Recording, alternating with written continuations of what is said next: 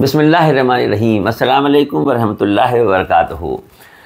اس وقت دور میں ایک چیز بہت خاص دیکھنے کو مل رہی ہے۔ بڑی تعداد میں ایسے لوگ ہیں جو کہیں نہ کہیں بہت غمزدہ ہیں، اور باتوں سے یہ لگتا ہے کہ وہ کہتے ہیں کہ دل پہ بڑا بوجھ ہے، کچھ سمجھ میں نہیں آتا یہ مشکلیں پریشانیاں کیسے دور ہوں گی۔ مجھے لگا کہ یہ پیغام ان تک ضرور پہنچنا چاہیے کہ اس وقت ایک تو اتفاق کی بات یہ ہے کہ رمضان المبارک کا مقدس مہینہ چل رہا ہے، رب کی رحمتیں برس رہی ہیں، رب کی رحمتیں برس رہی ہیں۔ اس کا فائدہ اٹھا لیجئے، اور کس طرح سے اٹھائیے کہ ایک بار سچے دل سے، ایمانداری سے یہ جملہ خالی کہیے کہ پروردگار، جن لوگوں نے ہمیں بہت تکلیفیں پہنچائی ہیں، جن لوگوں نے بہت پریشان کیا ہے، تیری رضا کی خاطر ہم انہیں معاف کر رہے ہیں۔ مولا تیری رضا کی خاطر انہیں معاف کر رہے ہیں، تو مجھے معاف کر دے پروردگار، تو مجھے معاف کر دے۔ رب پروردگار عالم کو یہ ادا بندے کی بہت پسند ہے کہ بندہ کسی بندے کے قصوروں کو معاف کر دے، اور یہ کہے کہ معاف کر دے کہ اللہ کی رضا کے لیے تمہیں معاف کر رہے ہیں۔ ہمارے نبی سرکار دو عالم صلی اللہ علیہ وسلم نے فرمایا کہ اگر کسی کو معاف کرنے میں تمہیں لگتا ہے کہ تمہاری عزت میں کمی ہو رہی ہے تو غم نہ کرنا، حشر کے میدان میں ہم سے عزت لے لینا۔ کتنی بڑی بات کہی۔ اور معافی کا معاملہ یہ کہ پروردگار چونکہ خود سب سے بڑا معاف کرنے والا ہے، جب اللہ رب العزت نے دنیا بنائی تو رحم بنایا، جب رحم بنایا تو رحم کے 100 حصے کیے، اور 100 حصے میں ایک حصہ دنیا کو دیا ہے، 99 حصے رحم کے اپنے پاس رکھے ہیں۔ سوچئے وہ جو پروردگار پالنہار مسبب الاسباب، رحم کے 99 حصے جس کے پاس ہوں گے، اس کے پاس رحم کس درجہ ہوگا، کس درجہ وہ اپنے بندوں کے قصوروں کو معاف کر دیتا ہوگا۔ اس پہ ایک واقعہ یاد آ گیا، موسیٰ علیہ السلام کے دور کا واقعہ ہے۔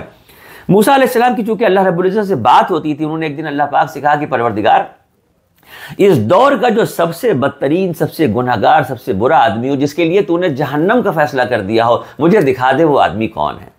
تو غیب سے آواز آئی کہ موسیٰ کل صبح اپنے گھر کے باہر کھڑے ہوئیے گا، پہلے سب سے جو شخص آپ کے گھر کے سامنے سے گزر رہا ہوگا، سمجھ لیجئے گا وہی ہے، اسی کو میں سامنے سے گزار دوں گا۔ موسیٰ علیہ السلام صبح کا وقت تھا، کھڑے ہو گئے۔ کچھ دیر کے بعد انہوں نے دیکھا کہ ایک شخص چلا آ رہا ہے، اس کے کندھے پہ اس کا چھوٹا سا ایک بچہ بیٹھا ہوا ہے، اور بچے کو بیٹھائے ہوئے ان کے گھر کے سامنے سے یوں نکلتا ہوا چلا جا رہا ہے۔ موسیٰ علیہ السلام دیکھ کے حیران رہ گئے، یار یہ دیکھنے سے تو نہیں لگ رہا ہے اتنا گناہ گار ہے، اس نے کیا گناہ کیے ہوں گے، کتنا بدترین آدمی ہوگا جو اللہ رب العزت نے دوزخ کا فیصلہ کر دیا، جہنم کا فیصلہ کر دیا۔ دل میں اس طریقے کے خیال آئے، مگر خاموش رہے، اندر اپنے گھر میں آ گئے۔ 2-3 گھنٹے جب گزر گئے تو پھر دل میں خیال آیا، پھر اللہ سے بات کی کہ پروردگار، اس دور کا جنتی کون ہے وہ دکھا دے، وہ شخص جس کے لیے تو نے جنت کا فیصلہ کر دیا، اس شخص کو بھی ہمیں دکھا دے۔ تو پھر غیب سے آواز آئی کہ موسیٰ، آپ کے گھر کے سامنے سے جو پہلا شخص شام کو نکلے گا، تیسرا پہر جو کہلاتا ہے، عصر کے بعد کا وقت جو کہلاتا ہے، سمجھ لیجئے گا وہی شخص ہے جس کو میں نے نکالا ہے، بھیجا ہے، وہ جنتی ہے۔ موسیٰ علیہ السلام کھڑے ہو گئے، اطمینان سے انتظار کرنے لگے۔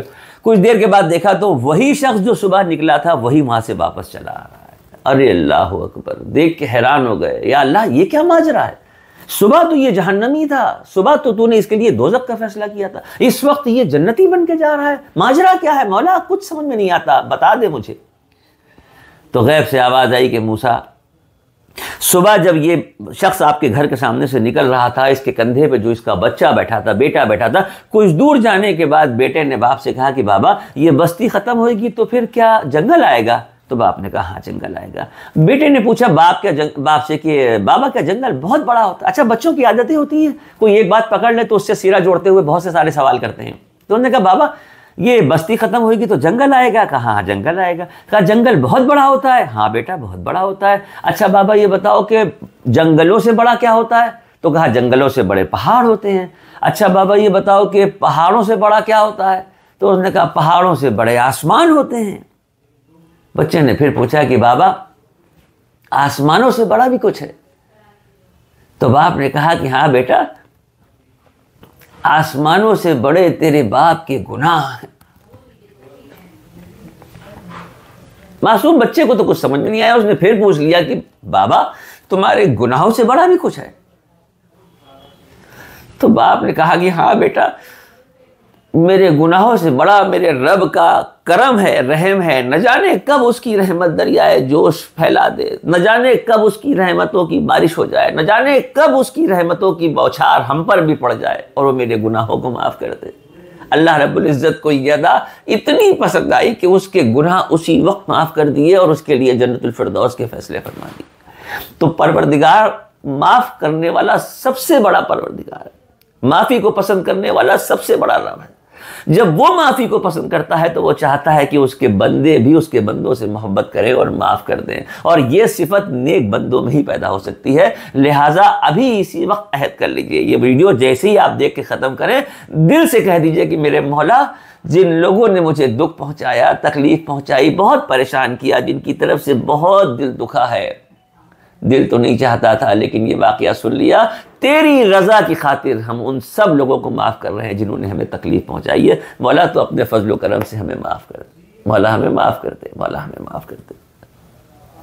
السلام علیکم ورحمۃ اللہ وبرکاتہ۔